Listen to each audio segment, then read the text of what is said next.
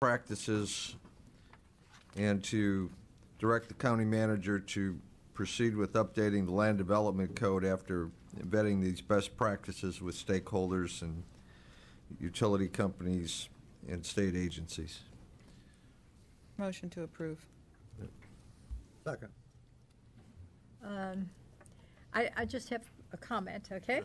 Okay, just so that this is a great idea, and it's talking about dark skies and so forth. I just want to make sure to put on the record that there are certain areas, as much as dark skies are very worthy of this, and it makes the night even more enjoyable when you can see the stars and so forth. There are problem areas where light needs to be shed on the neighborhoods rather than having it dark. I just want to make sure, and I've spoken to our staff about it, and they have assured me that that's going to happen. But I want to make sure in areas where we have a lot of halfway houses, or where the sheriff's office is storing some of their people and so forth, and where communities are maybe living on top of one another because they're very, very full, we want to make sure that there's enough light so that it gives them the security and the safety that they need. So I just want to make sure to put that on the record. And can you tell me that that's going to happen? And I support Commissioner Fiala. I feel very strongly that street lighting to promote public safety is critical. Thank you. Good morning, Commissioners. Josh Hammond, for the record. I'm an applications analyst for facilities management. And we were actually very fortunate. We had the Sheriff's Office alongside of us, as well as the International Dark Sky Association, working together to figure out how we could use light effectively to meet dark sky requirements and also safety purposes. And actually, this slide right here is a good example of how you can achieve both at the same time. So what you're looking at is an unshielded light, and if you can pay particular attention to the area in that open fence line, if you are to actually shield the light, which is dark sky friendly, you'll notice that there's actually a person lurking in the shadows. So that's an area where we're able to bring both of those often competing interests together to make it a safer place to live and also to use less energy and create less light pollution. So, in a nutshell, Commissioners, the answer is yes, we will not compromise safety in any way through the development of these best management practices for lighting. And in fact, as Josh just said, our goal is to enhance safety and security with our lighting standards. So you can apply all of this when you get the federal funding. And maybe with the sheriff's office especially, because you guys ride around some of these areas, and if you can see a spot that needs a little more light focus, you could let us know, or call me and let me know, or call the county manager, let him know, because we want to make sure that we protect. We have areas right now that are not lighted. And we've been asked over and over again, please put some light on our streets or on our side streets or whatever. And we haven't been very good about that. If you help us along through the sheriff's office to point out areas that would protect our citizens and give them a safe community, I personally would appreciate it. I know the county manager would too, because nobody wants to see anybody not secure. So thank you. Thank you. Thank you very much. Commissioner Nance? Yes, dark skies lighting is not just about the environment. I think the environmental community is the first community that picked it up because they're concerned about the natural environment, but dark skies lighting is actually just as important, if not more so, for the human environment. Having the right spectrum of light shined in the right place is the healthiest and safest thing we can do. This example here is critical. This shows you that glaring lights are not achieving the result that we're looking for. Security lights that don't illuminate the right places don't work. Glaring street lights that get in the eyes of people driving down the road And I can tell you I'm affected by that because I'm of the age and I worked outside on farms all my life. I'm starting to get cataracts. Lights that shine in my eyes put stars in my face and they limit what I can see. So it's wonderful when we have street lights that don't shine in your face, that actually shine on the streets instead the way they're intended to do. And that's what these shielded lights and that's what these sophisticated lighting systems do. They put light in the right place. I think it's very, very important. Not only does it save money, it improves safety. It provides a better environment because improper lighting messes up your sleep patterns, particularly when we get higher density. I think the team that has put this package together has done a tremendous amount of work, and there are many multiple advantages that need to be considered. I would encourage everybody to ride down Radio Road and look at the Rattlesnake Hammock Road, and look at the segment where it has LEDs that are shielded on one side of the road and traditional street lamps on the other side of the road. I went there last night because I wanted to make sure that I saw it for myself before this meeting. The result is astonishing. It is so much more comfortable to drive with the new lighting. It illuminates it better. You can see that the light that's being paid for it's not overdone. It's not in your face. It's something that is absolutely wonderful, and of course the savings are direct and just notorious. You can take a look at all the money we're going to save if we do the right thing. What happens is not only do we lose less energy, but when you have a properly high-tech designed light, it shines where you want it and not where you don't want it and don't need it. Golden Gate Boulevard, traveling out to where Gail and myself live, when I turn onto Golden Gate Boulevard off County Road 951, all the street lights that we have there are just at the intersections. We don't have it down the road. We just have it at the intersection. People like that light that way because they don't want to see everything real bright because they live in a woodlands environment.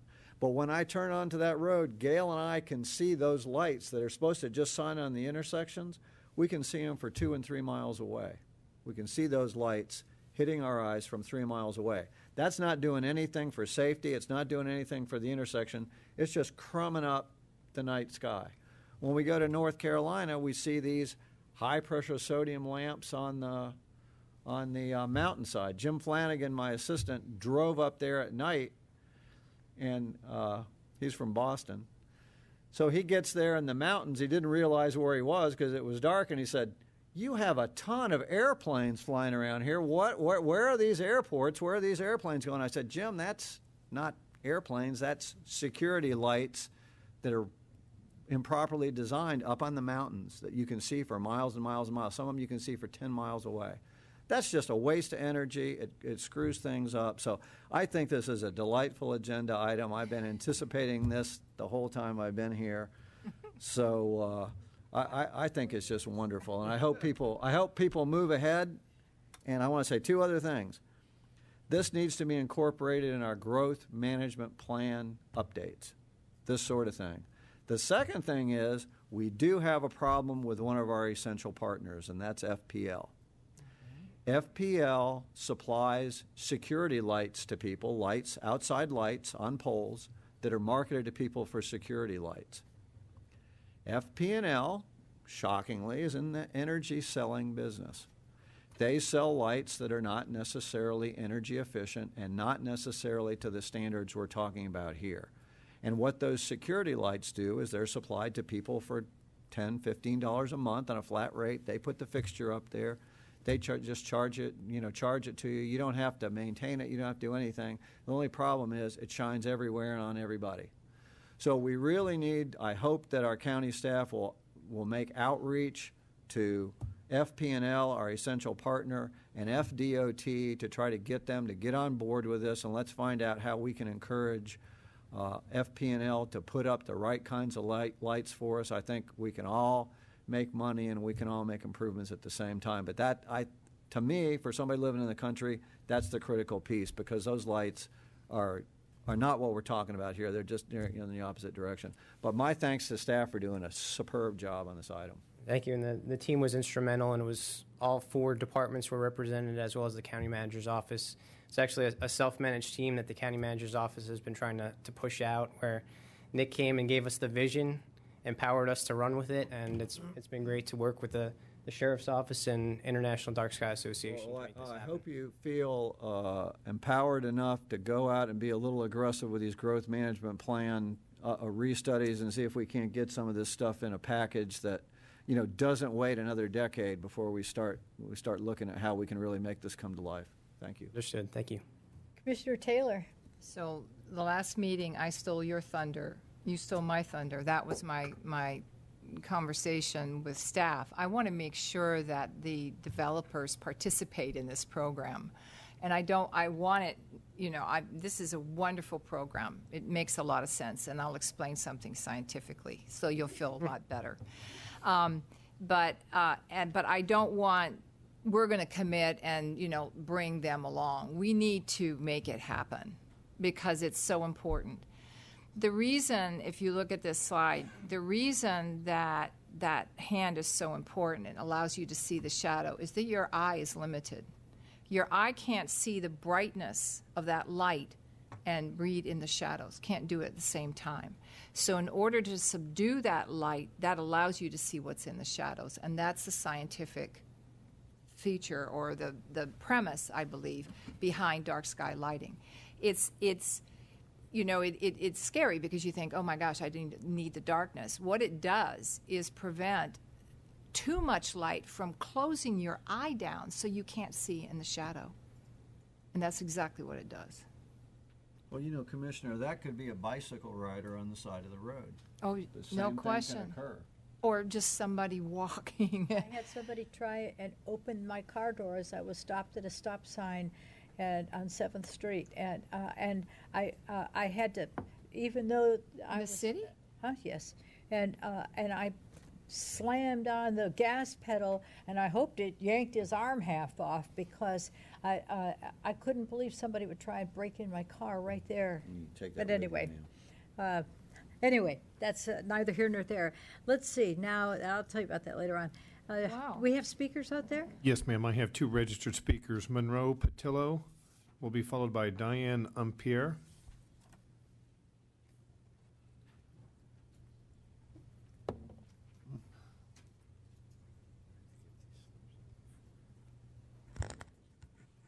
I thank you for the opportunity to speak here today. I'm Monroe Patillo. I'm the Observatory Director for the South Florida Amateur Astronomers Association. Collier County has some of the darkest skies in South Florida, and while I'm not a resident of Collier County and our organization is based in Broward County, there are other amateur astronomy organizations around South Florida that do make use of the facilities and the dark skies that Collier County does have to offer. Amateur astronomy is a recreational activity that is pursued at night when most people are asleep. So you don't see us, but we're there. I don't know if that gives us a great deal of confidence. Well, I would say that if you've never heard anything about a group of 30 to 50 people getting together in the dark to make benefit of the dark skies that are in Collier County, then you have nothing to worry about. I don't know where we're going with this. All I wanted to do was to, from the perspective of the amateur astronomers in South Florida, basically commend Collier County on having dark skies and on paying attention to their lighting practices and particular emphasis in reducing light pollution. I wanted to speak earlier with regard to the proclamation regarding the certificate that Big Cypress received, and that's one of the reasons why they can do that is because it is dark there. There are dark sites within Collier County that are essentially part of the Florida infrastructure, essentially I-75, the rest areas at mile marker 63. We do make use of that area. We do make use of the area at mile marker 70. Those are some of the darkest areas in South Florida. So you have an item here that you need to pay attention to, and I think you are by this effort paying attention to it. And I look forward to making benefit of the end result. Thank you very much. Diane Umpierre is your final speaker on this item. Madam Chair, I was handed another slip just now on this item. I don't know if you Rich Hausch, did you want to? Okay, well, let's get the other lady first, please. Okay, Diane Umpierre.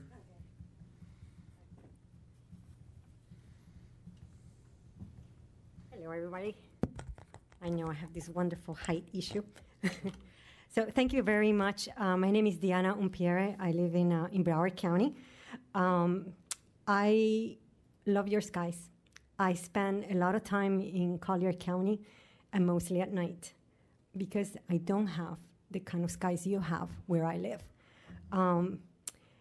It was, in fact, Collier County that motivated me about 3-4 years ago to get engaged in light pollution issues, which is why I'm now a volunteer. I'm actually the vice president of the International Dark Sky Association, which has been around for about 30 years.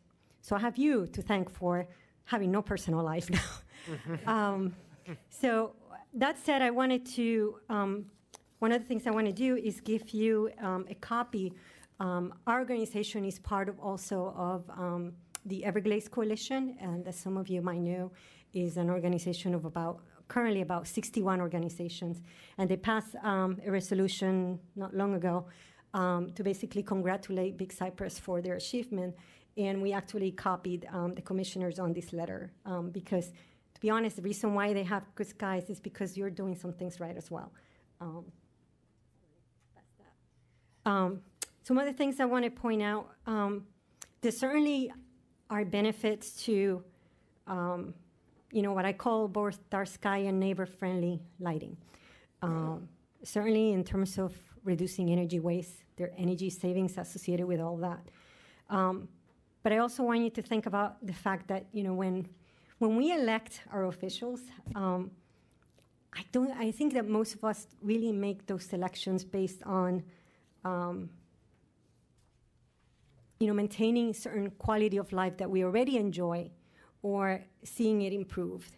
And what is quality of life? It's obviously a lot of things related to the daytime, but nighttime is also important.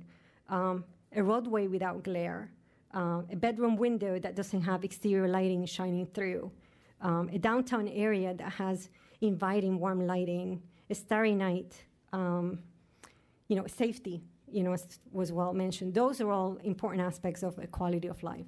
And that's what this is about. One of the things being part of IDA, oops, can I get a little extra time? Okay. We get to hear firsthand from a lot of people in the public that call us for help. And a lot of the things that we hear is, we have lights shining through our windows, and all those things. So those things are important. Some of the other things I wanted to point out regarding the lighting standards, as a county, it's important that you set the example for others. If you were to make changes to the other code, you need to set the example, and this is going to help you to do that. Thank you. Sorry. Thank you. And Madam Chair, as I said, after the item started, Rich Hausch had submitted a slip if you would like to hear from him. Show them this. Maybe you'll show them afterwards. Okay. All right. Thank you.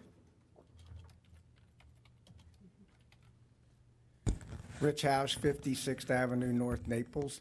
This is spontaneous on my part. I just think if you believe in karma, there's a little known fact that perhaps I'd like to share with the county commissioners. It's nice to see everybody positive on the same issue for a change.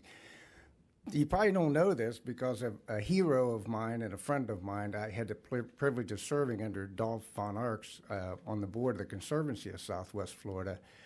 Dolph is a modest guy. He probably wouldn't tell you this. He was the lead angel investor behind Cree. And Cree happens to be the company that invented blue light or LEDs as a light source.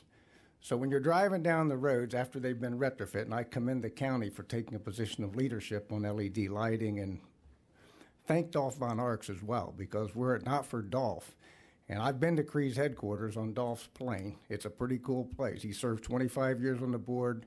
He wasn't the second investor. He was the lead investor. And he's a cool guy, lives in Naples. Thanks, Dolph.